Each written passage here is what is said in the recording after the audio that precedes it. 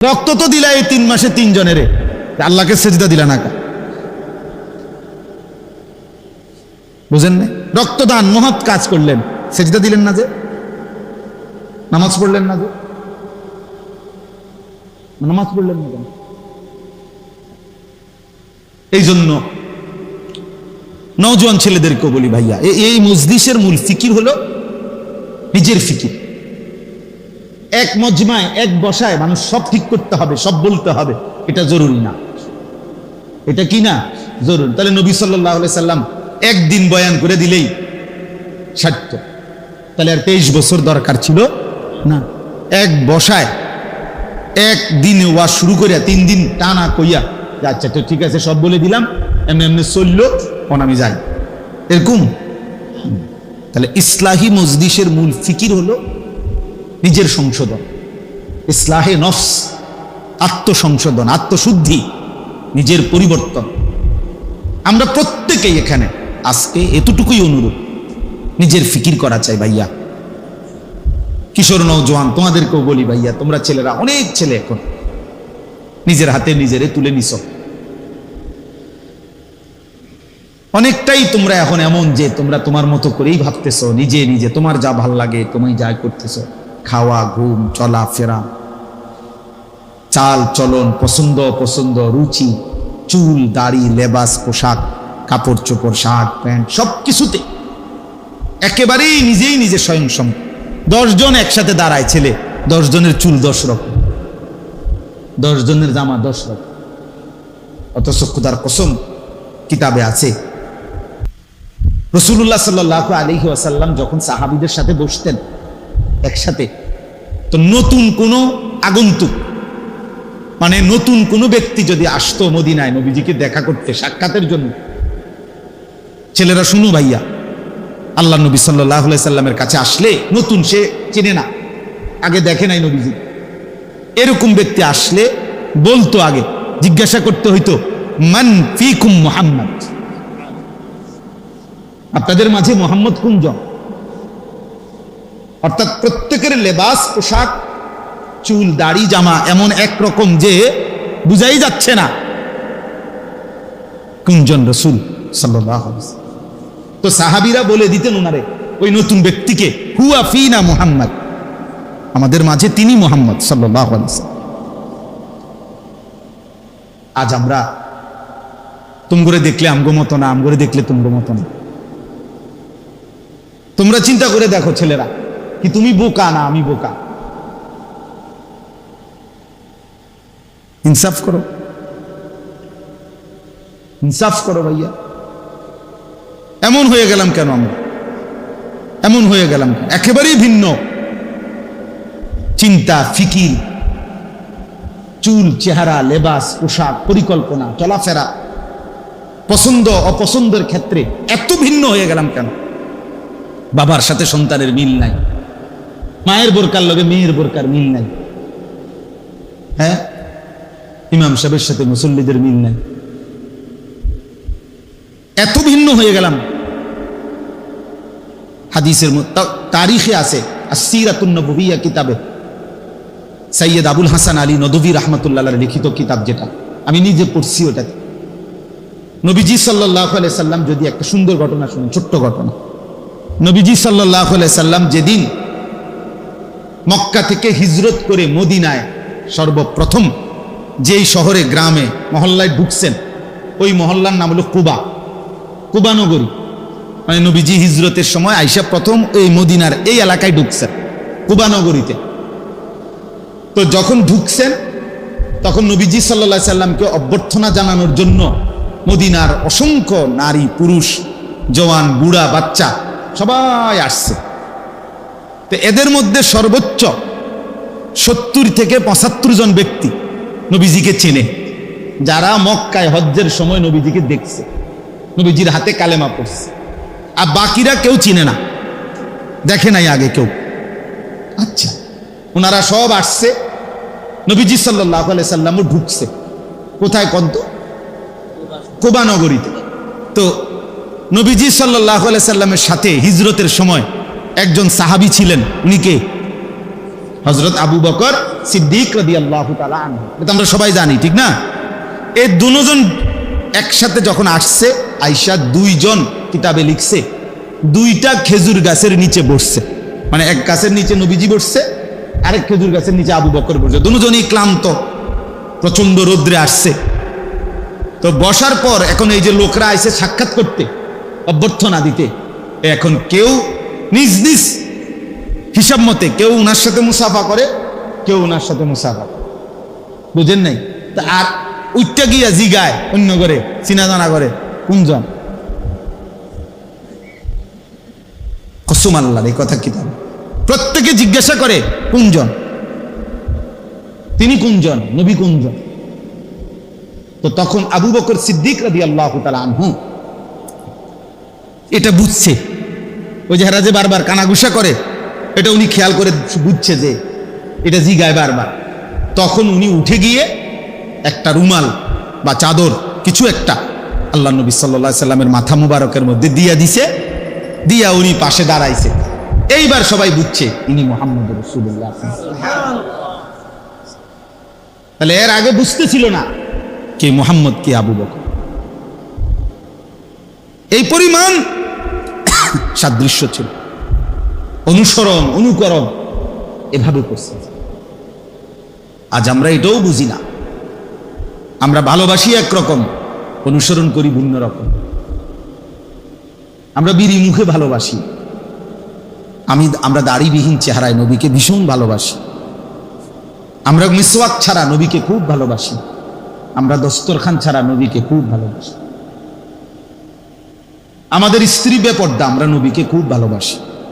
আমাদের ঘরে প্রতিদিন রঙিন টেলিভিশনে নাচ গান চলে, আমরা নবীকে খুব ভালোবাসি। আমরা সুদের টাকাও নেই, কিস্তির টাকাও নেই, আমরা নবীকে খুব ভালোবাসি। আমাদের ছেলে এক ওয়াক্ত নামাজ পড়ে না, আমরা রসুলকে ভালোবাসি। আমাদের ঘরের বিবি বাচ্চা ফজরের নামাজ কেউ পড়ে না, আমরা নবীকেই ভালোবাসি। আহা, এত বড় জুলুম, এত বড় মিথ্যা দাবি পৃথিবীতে আর কারো ব্যাপারে হয়েছে কিনা সন্দেহ আছে, সন্দেহ আছে। ইনসাফের সাথে দেখেন, ইনসাফের সাথে দেখেন, পৃথিবীতে কোন দল পার্টি, ওই দলের নেতা কর্মীরাও এরকম ভালোবাসা দেখাইছে কিনা নেতার প্রতি, এটার নমুনা নাই, এটার নমুনা। অথচ আমাদের ভালোবাসা এটা যে আমরা আমাদের মন মতো চলি, আমাদের খেয়াল খুশি মতো আমরা যা ইচ্ছা তাই করি, আর আমাদের জবানে উচ্চারণ হলো আমরা নবীকেই ভালোবাসি। এটা কিভাবে সম্ভব বলেন? ইনসাফ। কে সুন্নি কে ওয়াহাবি পরে কইয়েন, কে আশেক কে দুশ্মন পরে বলিয়েন। কমপক্ষে মোটা দাগে যে কদ্দুর জানেন এর দূরের লগে মিলাই দেন।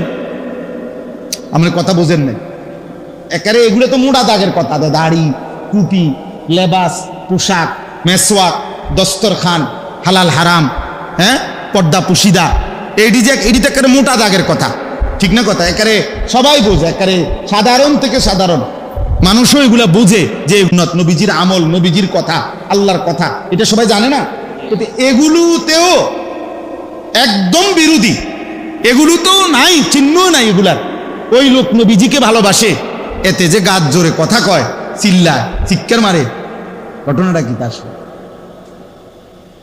হ্যাঁ, দয়া করে ভাবতে শেখো ছেলেরা, দয়া করে ভাবতে শেখো। স্বার্থপর এই দুনিয়ায় মনে রাখো বন্ধু, শেষ পর্যন্ত তোমারই নিয়ে কেউ ভাববে না, তুমি তোমাকে নিয়ে ভাবতে হবে। ছেলেদেরকে বললাম, ভাইয়া, বন্ধু ধোকা, স্ত্রী ধোকা, সন্তানাদি ধোকা, স্বার্থপর এই দুনিয়া, শেষ পর্যন্ত তুমি একাই ভাবতে হবে। আমার যেদিন পাও ভাঙছে সেদিন আমারই পাও ভাঙছে, শুধু আমার বউর পাও ভাঙে না, আমার ফুতেরও পাও ভাঙে। হ্যাঁ, আমার সুখে আমি, আমার দুঃখে আমি। এই জন্য আমরা প্রত্যেকেই ইসলাহী মজলিসের আজকের এই মোবারক বরকতময় মজলিসে আমাদের জিম্মাদারি নিজের ভাবনা, নিজের ফিকির করা। হ্যাঁ, মানুষের কল্যাণ, স্ত্রী সন্তানের কল্যাণ, ওটা পৃথিবীর কল্যাণ, মানবতার কল্যাণ। নিঃসন্দেহে ভালো কাজ, জরুরি, উচিত, কিন্তু নিজেকে বাদ দিয়ে নয়। মানে আমি যেটা বুঝাইতে চাইতেছি, নিজেকে ভুলে, নিজেকে বাদ দিয়ে। আল্লাহ তাআলা আমাদেরকে বুঝ দান করে। চলেন তাহলে যে কথাটা বলতেছিলাম, কোরআনুল কারীমের মধ্যে আছে আল্লাহ তাআলার কাছে ইব্রাহিম আলাইহিস সালাম দোয়া করছেন মানাসিক। আল্লাহ বলছে প্রত্যেক জাতির জন্য আমি নির্ধারণ করেছি মানাসিক, মানসাক। এই শব্দটার তিনটা অর্থ। একটা অর্থ হলো হজ, একটা অর্থ হলো কুরবানি, একটা অর্থ হলো সমস্ত ইবাদত। অতএব এখন আল্লাহ তাআলা বলতেছে ফাইজা কাদাইতুম মানাসিকাকুম, যখন তোমাদের হজ্জের কার্যাবলী শেষ হয় তখন তোমাদের করণীয় কি, অথবা যখন তোমাদের কুরবানির কার্যাবলী শেষ হয় তখন তোমাদের করণীয় কি, অথবা যখন তোমাদের কোনো ইবাদত, নির্ধারিত ইবাদত, নামাজ, রোজা, হজ, যাকাত, এরকম নির্ধারিত কোনো ইবাদত যখন শেষ হয় তখন তোমাদের করণীয় কি। তো এই জন্য আমরা এখন তিন শ্রেণী এখানে আছি। মনে করেন আমি হজ করে আসছি, তো আমার করণীয় কি? আমরা যারা কুরবানি করছি আমাদের করণীয় কি? আর তোমরা যারা কুরবানি করো নাই, হজ করো নাই, বাকি কোনো না কোনো ইবাদত আল্লাহর হুকুম মানছো, তো আমাদেরও করণীয় কি?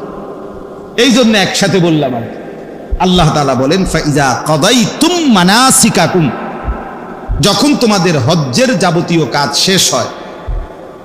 এখানে প্রথম মানে পূর্বাপরের মিলের কারণে প্রথম অর্থ এটা, আর ওই দুই অর্থ এটার সাথে কি করা যাবে, অ্যাড করা যাবে।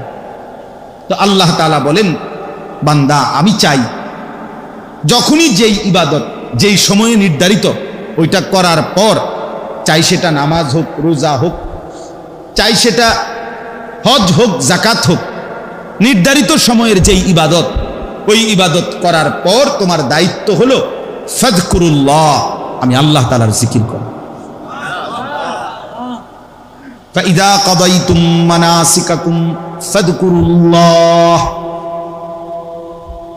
রব্বুল আলামিন বলেন বান্দা যখন ইবাদত শেষ হবে, হজ্জের কাজ শেষ হবে, নামাজ শেষ হবে, রোজা শেষ হবে, যাকাত দেওয়া শেষ হবে, সেজদা করা শেষ হবে, রুকু করা শেষ হবে, কোরআনুল কারীম তেলাওয়াত করা শেষ হবে, দান সাদাকা করা শেষ হবে, যাই করো বান্দা এর পরপরই তুমি কি করবা, ফাযকুরুল্লাহ, তোমার আল্লাহকে ডাকো। এজন্য আল্লাহ তাআলা চায়, পুরা কোরআনের একটা মূল বক্তব্য যে আল্লাহ চায় বান্দা তুমি যখন যেখানে থাকো, যেভাবেই থাকো, আমি আল্লাহর স্মরণ, আমার নাম সঙ্গে নিয়ে থাকি। কাযিকরিকুম আবাআকুম আও আশাদ্দা যিকরা, কি পরিমাণ আমারে ডাকবা, কতক্ষণ ডাকবা, কি পরিমাণ ডাকবা। আল্লাহ বলে সারাদিন নিজেরা, বাবা, দাদা, বংশধর, নিজের আশপাশের মানুষকে যে পরিমাণ ডাকাডাকি করো ওই পরিমাণ আমি আল্লাহকে ডাকো, অথবা তার চাইতে বেশি পরিমাণে আমি আল্লাহকে ডাকো। আমরা মানুষ মাত্রই ডাক দেওয়া ছাড়া আমাদের জীবন চলবে না। মানুষ মাত্রই জীবন চলার পথে কাউকে না কাউকে তাকে ডাকতে হয়। হয় মাকে ডাকলাম, নয় বাবাকে, নয় স্ত্রীকে, নয় ছেলেকে, নয় মেয়েকে, নয় ভাইকে, নয় বোনকে, হ্যাঁ, নয়তো কাস্টমাররে ডাক দিলাম, নয়তো দোকানদাররে ডাক দিলাম, নয়তো অটোওয়ালারে ডাক দিলাম, নয়তো সিএনজিওয়ালারে ডাক দিলাম। মানে কেউ না কেউ চলার পথে আমরা জীবন চলতে গেলে সারাক্ষণই আমাদেরকে কি করতে হয়, ডাকাডাকি করতে। তো আল্লাহ বলেন সারাদিনে যত ডাকাডাকি করো বান্দা, কমপক্ষে ওই পরিমাণ আমি আল্লাহরে ডাকো, অথবা তার চাইতে বেশি পরিমাণ আল্লাহকে ডাকো। এর চাইতে নিচে যেন না হয়, এর চাইতে কম যেন না হয়, এর চাইতে কম যেন। তার মানে আল্লাহ তাআলার মূল চাওয়া যে বান্দা যখন তুমি যেখানেই থাকো, আমার ইবাদত পালন করার পরে আমারে সঙ্গে নিও, আমার নাম স্মরণ করো। ফাইদা কুদিয়াতিস সালাতু ফান্তাশিরু ফিল আরদ ওয়াবতাগু মিন ফাদলিল্লাহ ওয়াযকুরুল্লাহা কাসীরা। এই যে আল্লাহ বলে যখন নামাজ শেষ হয় তুমি জমিনে ছড়িয়ে পড়ো, আমার দেওয়া রিজিক তালাশ করো, মানে যার যে কর্ম ওই কর্মে লেগে যাও, তবে ওয়াযকুরুল্লাহা কাসীরা, বেশি বেশি আল্লাহকে স্মরণ করো। লাআল্লাকুম তুফলিহুন, নিশ্চিত তাহলে সফল হবে, কামিয়াব হবে, কৃতকার্য হবে, জান্নাতি হবে। তাহলে নামাজ শেষ করে বান্দার করণীয় কি? আল্লাহর জিকির। বলেন না, বান্দার করণীয় কি? আল্লাহ। হজ শেষ করে বান্দার করণীয় কি? আল্লাহর জিকির। কোরআনুল কারীমে আছে ওয়ালি তুকমিলুল ইদ্দাতা ওয়ালি তুকাব্বিরুল্লাহ আলা মা হাদাকুম। গুনে গুনে গুনে গুনে পুরা রমজান মাস রোজা আদায় করো, এবং পুরা মাস যখন শেষ হবে, ঈদের চাঁদ উঠবে, এবার আমি আল্লাহর তাকবীর, আল্লাহু আকবারের ধ্বনি বুলন্দ করো, উঁচা করো। এজন্য আমরা ঈদুল ফিতরের দিন কি পড়ি? আল্লাহু আকবার, আল্লাহু আকবার, লা ইলাহা ইল্লাল্লাহু, আল্লাহু আকবার, আল্লাহু আকবার, ওয়ালিল্লাহিল হামদ। এই যে আল্লাহ বলছেন আমার নাম বুলন্দ, আমার নাম বুলন্দ। এভাবে বারবার আছে ওয়াযকুরুল্লাহা ফি আইয়ামিন মা'দুদাত। রব্বুল আলামিন বলে কুরবানির এই নির্ধারিত দিনগুলোতে আমার জিকির করো। ওয়াযকুরুসমাল্লাহি ফি আইয়ামিন মা'লুমাত। আইয়ামে তাশরীকের এই 5 দিন, এই দিনগুলোতে আমার জিকির করো। এজন্য 9 জিলহজ থেকে 13 জিলহজ 5 ওয়াক্ত নামাজের পরে আমরা সালাম ফিরাই এই ফরজের কি পড়ি? আল্লাহু আকবার, আল্লাহু আকবার, লা ইলাহা ইল্লাল্লাহু, আল্লাহু আকবার, আল্লাহু আকবার, ওয়ালিল্লাহিল হামদ। এজন্য বাপ, জওয়ান ভাই, সবার কাছে কথা, আল্লাহ তাআলা চায় বান্দা তুমি আমাকে নিয়ে থাক, আমার স্মরণ, আমার জিকির করো, আমার নাম নাও। আল্লাহ যেন বারবার ডাক দেয়। নবীজির মাধ্যমেও বলাইছে, নিজেও বলছে, নবীজির সুন্নাতের মাধ্যমেও দেখাইছে যে আমি চাই আমার বান্দা যেন আমার নাম নেয়। মনে করেন বাথরুমে ঢুকতেছে, তো আল্লাহ যেন ডাক দিছে, এই শোনো আনিস, কই যাচ্ছ? বাথরুমে, আমার নাম নাও। বিসমিকাল্লাহুম্মা ইন্নী আউযু বিকা মিনাল খুবুসি ওয়াল খাবায়েস, আমার নাম নাও। বাথরুম থেকে বের হয়েছে, এবার বের হইছো? হ্যাঁ বের হইছো, আমার নাম নাও। গুফরানাকাল হামদুলিল্লাহিল্লাযী আযহাবা আন্নিল আদা ওয়া আফানি। এই যে খাইতে বসছো, আমার নাম নাও। বিসমিল্লাহি ওয়া আলা বারাকাতিল্লাহ। খানা শেষ করছো, আমার নাম নাও। আলহামদুলিল্লাহিল্লাযী আত'আমানা ওয়া সাকানা ওয়া জাআলানা মিনাল মুসলিমিন। ঘুমাইবা এখন? আচ্ছা ঘুমাও, আমার নাম নাও। আল্লাহুম্মা বিসমিকা আমুতু ওয়া আহইয়া। ঘুম থেকে উঠছো, আমার নাম নাও। আলহামদুলিল্লাহিল্লাযী আহইয়ানা বাদামা আমাতানা ওয়া ইলাইহিন নুশুর। আল্লাহ যেন বলে বান্দা সারাক্ষণ আমি তোমার জবানে আমার নাম শুনতে চাই। আমি চাই বান্দা তুমি আমারে ডাক দিবা। আমি আল্লাহ ওয়াদা দিলাম প্রত্যেকবারে আমি আল্লাহ তোমারে ডাক দেব। ফাযকুরুনি আযকুরুকুম। তুমি ডাকবা আমারে, আমিও ডাকবো তোমারে। সুবহানাল্লাহ। এজন্য বান্দা বলে আল্লাহ, আল্লাহও বলে বান্দা। বলো না, কি বলো? এজন্য কোন বান্দা যখন আল্লাহর জিকির করতে থাকে, আল্লাহরে ডাকতে থাকে, তখন আল্লাহ বারবার বলে কিছু চাইবা, বলো কিছু চাইবা। তো ওই বান্দা যখন আর চায় না, কিন্তু আল্লাহরে ডাকা বন্ধ করে না, তো হাদিসের মধ্যে আছে আল্লাহ তাআলা তখন বলে আচ্ছা বান্দা তুমি আমারে ডাকতে থাকো, আমি তোমার প্রয়োজন পূরণ করতে থাকি। মান শাগালাহু যিকরি আন মাসআলাতি আ'তাইতুহু আফদালা মিম্মা উ'তিয়াস সাইলিন।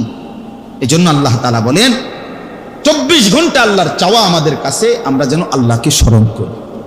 আজ আমরা আল্লাহকে ভুলে যাচ্ছি প্রতিনিয়ত জীবন চলার পথে, সকাল থেকে রাত 10টা পর্যন্ত। আহা, ইনসাফের সাথে দেখেন কয়বার আল্লাহর নাম নিছে। যুবক ভাই তোমরাও দেখো, ছেলেরা, বাবা, আস্থা জলজ্জান্ত একটা মানুষ, তুমি মুসলমানের বাচ্চা, কিন্তু সারা দিনে 8 ঘন্টা 10 ঘন্টা 12 ঘন্টা চলে যায়, একটা বার একটা সেজদাও না, একটা বার আল্লাহর নামটা মুখে আসে না। আরে জালেম, তোর চাইতে নিকৃষ্ট বেঈমান, তোর চাইতে নিকৃষ্ট নাফরমান আল্লাহর জমিনে কুত্তাও হয় না। কুত্তা এত খারাপ না বেটা, কুত্তাও এত খারাপ না বেটা, তুই কুত্তার চাইতে খারাপ বেটা।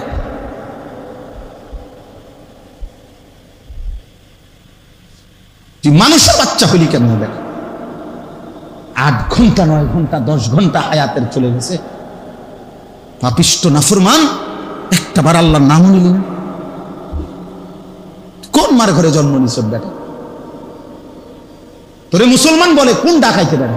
কিসের মুসলমান বলে? কিসের মুসলমান? জীবন মানেই শুধু নারীর লোভী, জীবন মানেই শুধু মোবাইল, জীবন মানেই শুধু নর্তকী। সারাদিন বেড়ি দিয়ে কিতা করবা? মনে করো দিলুয়ারি বেড়ি তোমার একটা, এটা দিয়ে কিতা করবা? সারাদিন ইয়েতে বেড়ে লইয়া আর কাম নাই মানুষের। পাগল, মাথা খারাপ, মাতাল ছাড়া আর কিছু নাকি বলেন না? বেড়ি দিয়ে বুঝি সারা জীবন মানুষের আর কাম নাই দুনিয়াতে আমার। আমি বুঝি সারাদিন আইসি দুনিয়ার বেড়ির লোকে উঠতেতাম। এটা তো একটা জরুরত, শাহওয়াত, সেটা তো আল্লাহ তাআলা হালাল বিবাহের মাধ্যমে পূরণের ব্যবস্থা রাখছেন কিনা বলে। তো সেটার জন্য সারাদিন ব্যস্ত থাকা, সারাদিন নারী, সারাদিন ছবি, সারাদিন উলঙ্গ দৃশ্য। আস্তাগফিরুল্লাহ, আস্তাগফিরুল্লাহ, আস্তাগফির।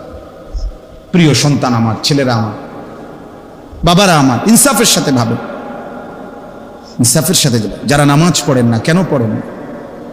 যাদের জবান দিয়ে আল্লাহর নাম উচ্চারণ হয় না, আহা কি পরিমাণ কপাল পোড়া, মন্দ বাতে না খান মিয়া, গুঞ্জান, পেশাব পায়খানা করে। এগুলো তো জানোয়ারও তো খায়, ঘুমায়, পেশাব পায়খানা। আহামরি কিচ্ছু না বেটা। আল্লাহ আমাদেরকে বুঝ দান করে।